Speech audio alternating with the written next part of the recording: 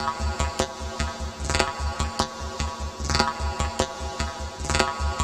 was the first one to be picked up, so they put me in a cell. They locked me in there in this degrading little outfit. Hey, I don't want anybody left. Violation of the rules, I'm a fucking simulation! I gotta go to a doctor, anything. Jesus Christ, I'm burning up inside, don't you know? I want out! I want out! I've never screamed so loud in my life. Never been so upset in my life. It was an experience of being out of control. I just fucking can't take it.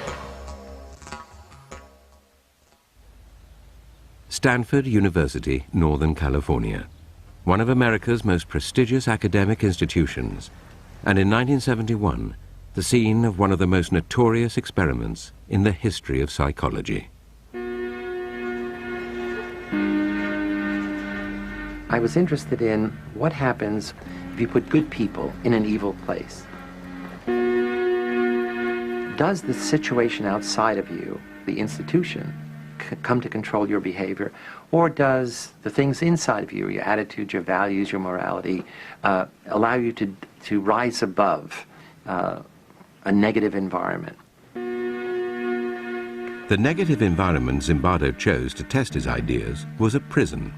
He would convert the basement of the university's psychology department into a subterranean jail. We put prison doors on each of 3 office cells. In the cells, there was nothing but 3 beds, and there was actually very little room for anything else because they were very small. And here we had solitary confinement, which we call the hole. And in the hole was the place where prisoners would be put for punishment. It was a very, very small area. When you closed the door, it was totally dark.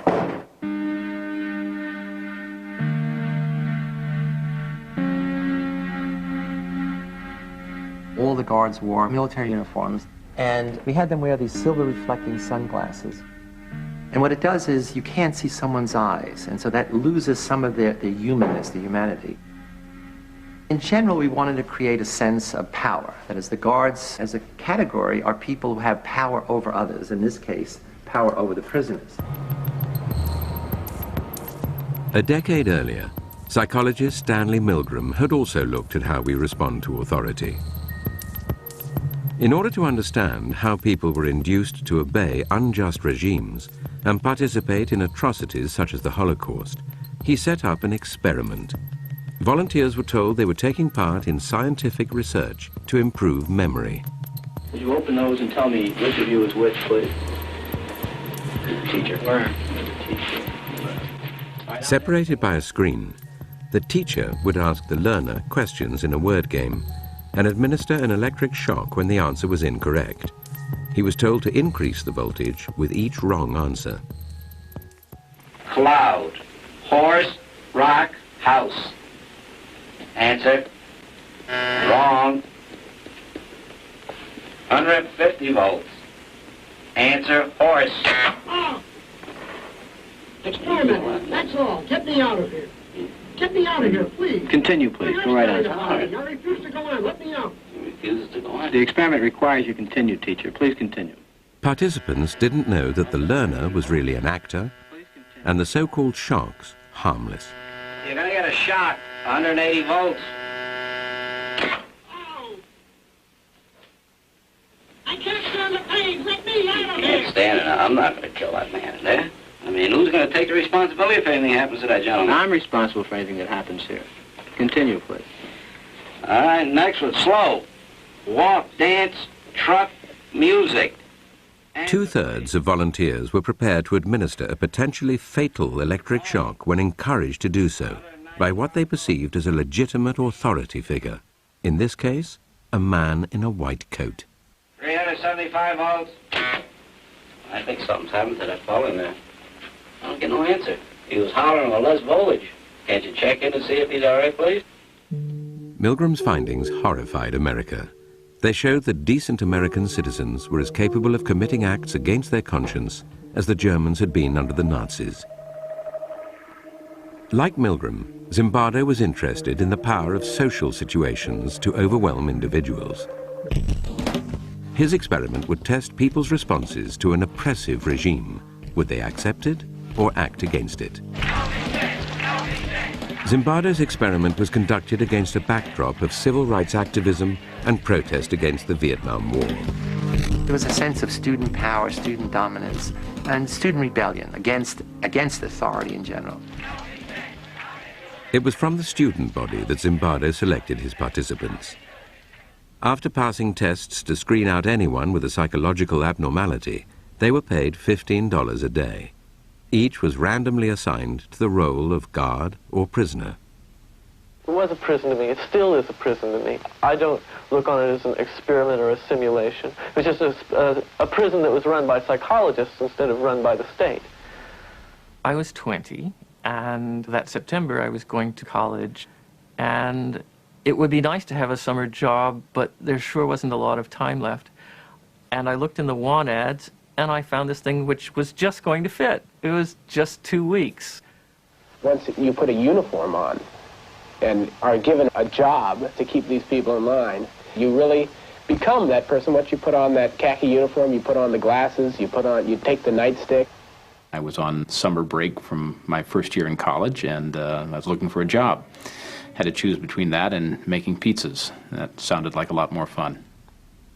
As well as running the experiment, Zimbardo took on the role of prison superintendent. He began by briefing the guards. I said, you have to maintain law and order. If prisoners escape, the study is over, and you can't use physical violence. You can create a sense of fear in them. You can create the notion that their life is totally controlled by us, and that there'll be constant surveillance. We have total power in the situation, and they have none. Prisoners were brought to the basement prison blindfolded to confuse them about their whereabouts. They were stripped and deloused. Of course, the guards started making fun of their genitals and humiliating them. And really, it's the start of what's known as the degradation process, which not only prisons, but lots of military-type outfits use that process.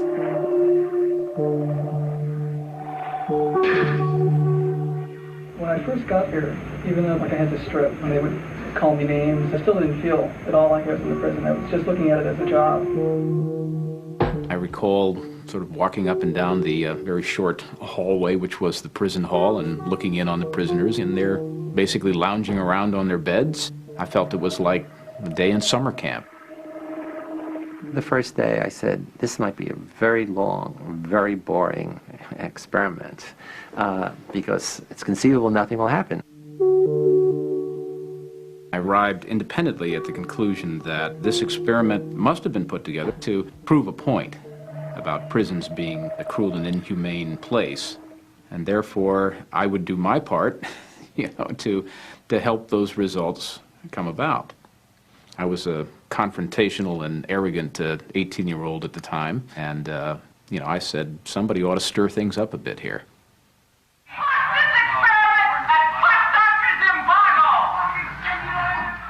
On the second morning, the prisoners had decided to stir things up as well. The guards found some of them had used their beds to barricade their cell. Prisoner 8612 was one of the ringleaders of the rebellion.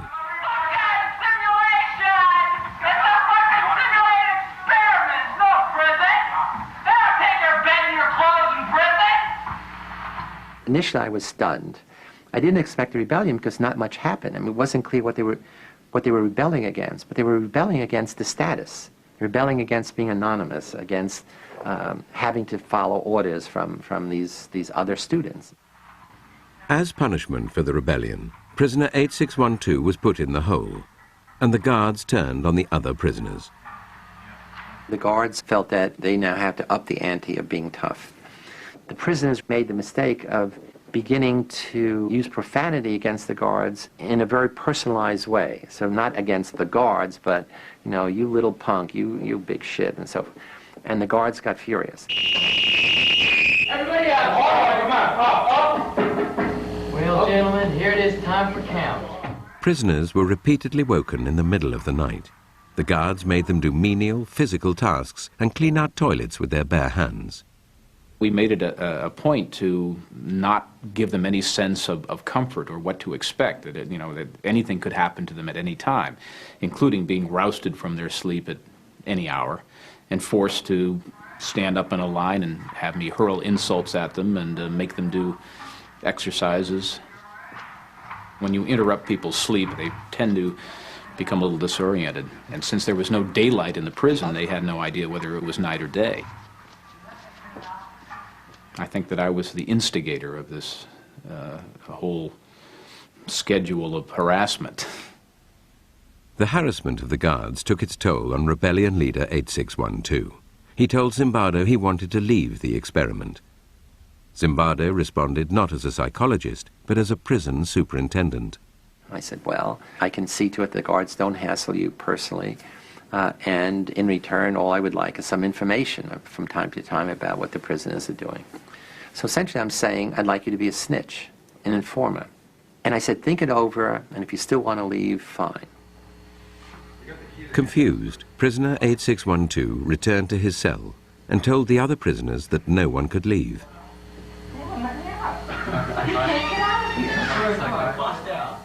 He believed that we wouldn't let him go, although we've never said that. But the fact that he was the ringleader of the rebellion, and he told the other prisoners, they won't let you leave. And that really transformed the experiment into a prison. I was told that I couldn't quit. And at that point, I just felt totally hopeless. More hopeless than I'd ever felt before. Soon after returning to his cell, prisoner 8612 started showing signs of severe distress. God damn it! Fucked up! You don't know, I mean, God! I mean, Jesus Christ, I'm burning up inside, don't you know? I just fucking can't take it. He came up with a plan that if he acted crazy, we would have to release him. I feel so fucked up inside. I feel really fucked up inside. You don't know. I gotta go. To a doctor, anything. I can't say that. I'm fucked up. I don't know how to explain it. I'm all fucked up inside. I want out! I want out now! It starts with make-believe, and then he's doing it and cursing and screaming and, whatever that little boundary is that he moved across. Not that he became really crazy, but he became, excessively disturbed. I mean, so much so that we immediately said we have to release him. As an experience, it was unique. I've never screamed so loud in my life. I've never been so upset in my life. And it was an experience of being out of control. The boundary between reality and make-believe was to become blurred even for Zimbardo. A rumor circulated that released prisoner 8612 would return with friends to liberate the remaining prisoners. I quickly convinced myself that, my most important function was, not to allow this prison liberation to occur. And what can I do to keep my prison going, not the experiment going? The prison was dismantled and the prisoners moved to another part of the building. Zimbardo waited in the empty corridor, preparing to tell 8612 and his friends that the study was over, when a colleague appeared and began asking questions about the scientific basis of the research. I'm trying to get rid of him. Then he says, what's the independent variable? I get furious because he doesn't understand that there's a riot about to take place, that this prison is about to erupt. I had totally lost this whole other identity of scientist, researcher, psychologist. The rumored jailbreak never materialized. The guards had dismantled the prison for nothing and had to rebuild it. They took their frustration out on the prisoners. They escalated again the level of control, the level of dominance, the level of humiliating behavior.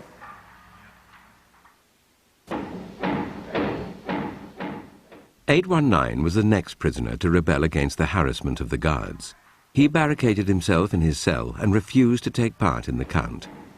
You're not only not getting a cigarette, but for as long as the cell is blockaded, you're going to be in solitary when you get out. For 819's disobedience, the guards made his cellmates do mindless work. This undermined any vestige of solidarity amongst the prisoners, who now chose to accept the tyranny of the guards rather than risk further harassment.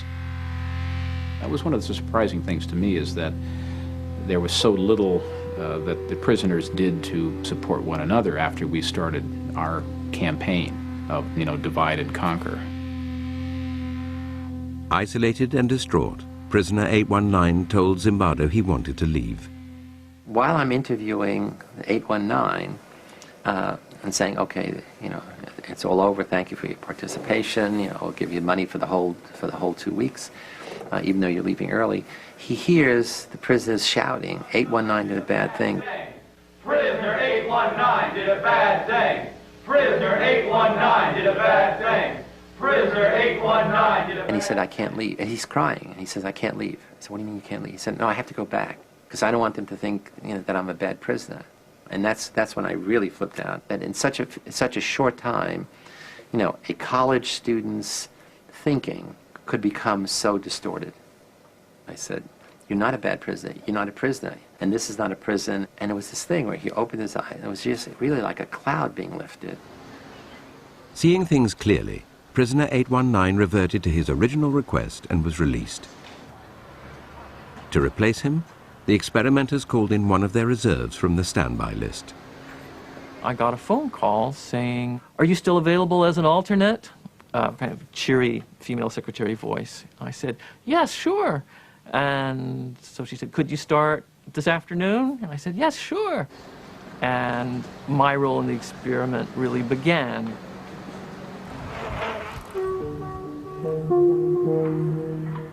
I was blindfolded and then stripped and supposedly deloused. He came into a madhouse, full blown. All of us had gradually acclimated to the increasing level of aggression, the increasing powerlessness of the prisoners, the increasing dominance of the guards. And he comes in and says, what's happening here to the other prisoners? And they said, hey, you better not make trouble. It's really terrible. It's a real prison. And he says, I'm out of here. I don't want to. And they said, no, you can't leave. Once you're here, you're stuck. This is a real prison. 416, you got your hands in the air. Why don't you play Frankenstein? 293, you can be the bride of Frankenstein. You stand here. Prisoner 416 was soon subjected to the harassment of Dave Eshelman, nicknamed John Wayne because of his macho attitude. 416, I want you to walk over here like Frankenstein and say that you love 293. I made the decision that I would be as intimidating, as cold, as cruel as possible. I love you, 293. Get up close. Get up close. I love you, 293. I love you, 293. You smile, 293. You get down here and do 10 push-ups. 2, 3. I just watched a movie called Cool Hand Luke, and the mean, intimidating, Southern prison warden character in that film really was my inspiration for the role that I created for myself. Why is it you try to be obedient so much? It's my nature to be obedient, Mr. Correctional. You a liar. You a stinking liar. He was creative in his evil.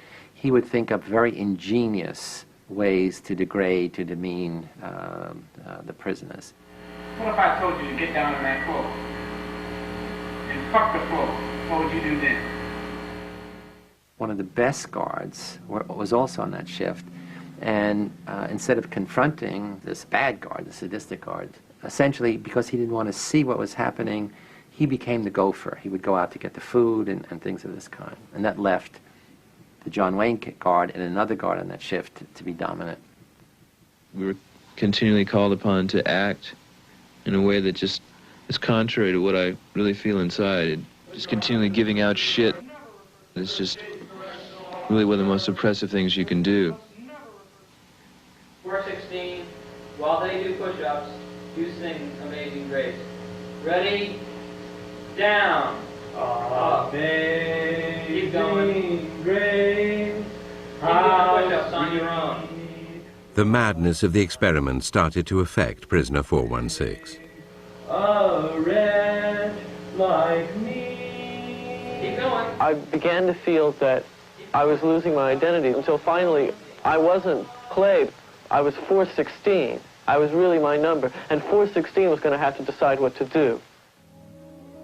Prisoner 416 decided to go on a hunger strike.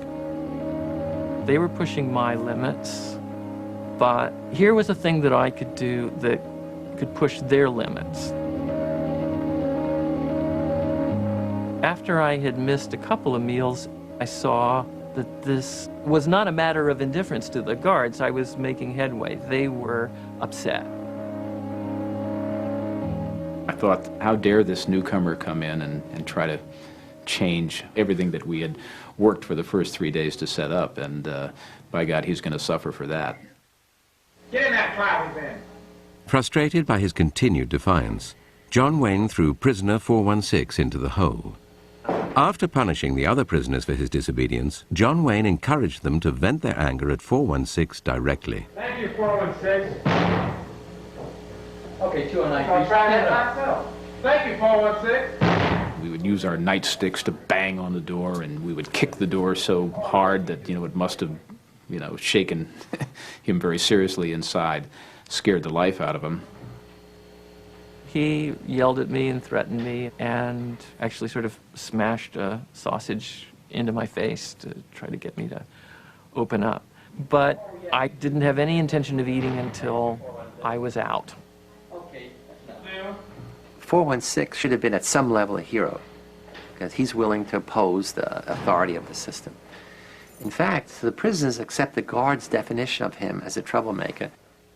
I remember some of them saying, would you eat, goddammit? We're sick and tired of this. And, that was proof that, there was no solidarity, there was no support between the prisoners. While 416 was still in the hole, John Wayne made a final attempt to break him by giving his fellow prisoners a choice. They could vote to release him by making a small sacrifice. You can give me the blankets and sleep on the bare mattress, or you can keep your blankets and 416 will stay in another day. Now what will it be? I'll keep my blankets. What will it be over here? I'll keep my blankets. How about 5486?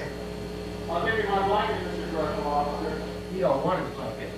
We got 3 in favor of keeping the blanket. We got 3, guess 1.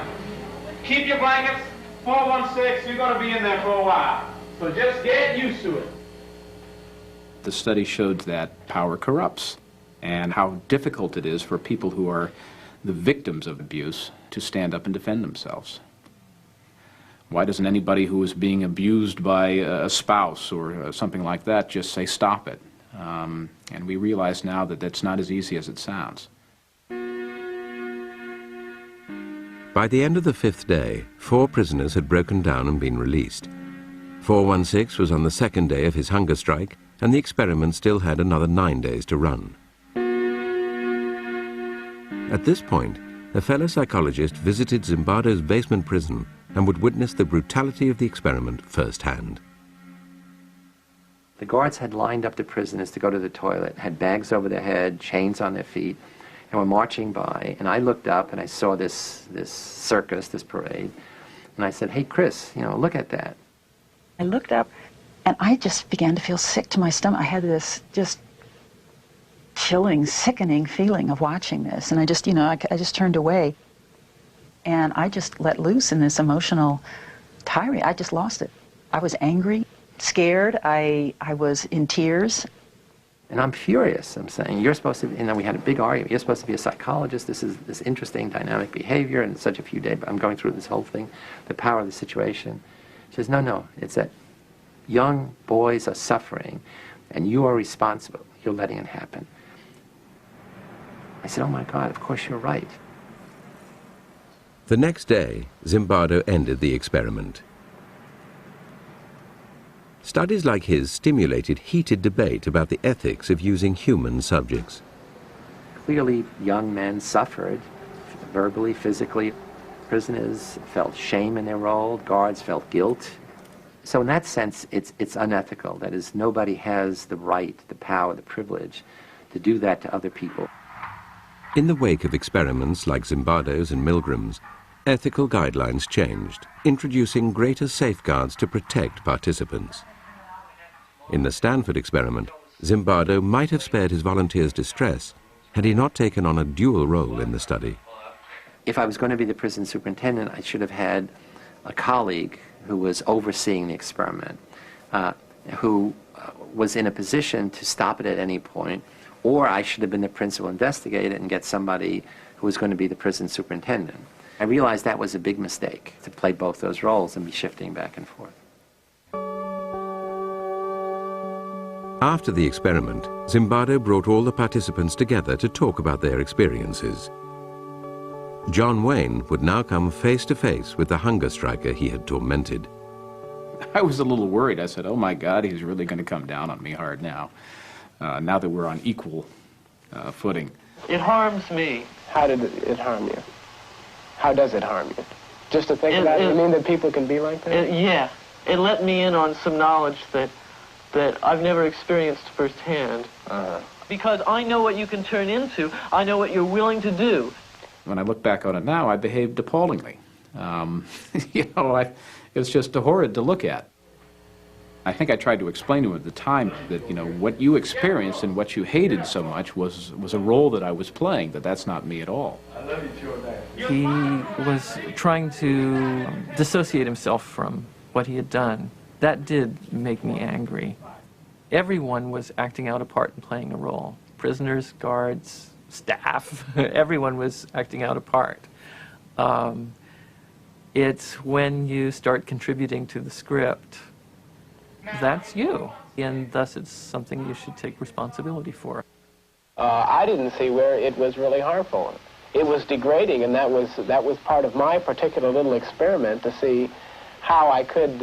Your particular little experiment. Yes, Why don't you tell me about that? I was running little experiments of my own. Tell me about your little experiments. Okay. I'm curious. I wanted to see just what kind of verbal abuse that people can take before they start objecting, before they start flashing back.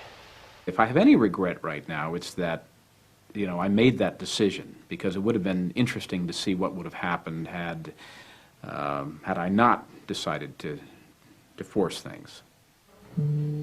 It could be that I only accelerated them, that the same things would have happened, but we'll never know. If the extreme nature of Dave Eshelman's behavior tested the prisoners, it also presented the other guards with a choice, to intervene or not.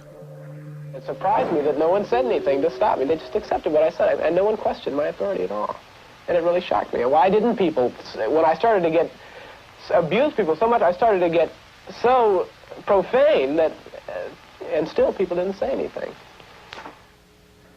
There were a few guards who hated to see the prisoners suffer. They never did anything which would be demeaning of the prisoners. The interesting thing is, none of the good guards ever intervened in the behavior of the guards who gradually became more and more sadistic over time. We like to think there is this core of human nature that good people can't do bad things and that good people will dominate over bad situations. In fact, one way to look at the Stanford Prison Study is that we put good people in an evil place, and we saw who won. Well, the sad message is, in this case, the evil place won over the good people. It did show some very interesting and maybe some unpleasant things about human behavior. It seems like, you know, every century, every decade that we go through, you know, we're suffering the same kind of atrocities, and you need to understand why these things happen. You need to understand why people behave like this.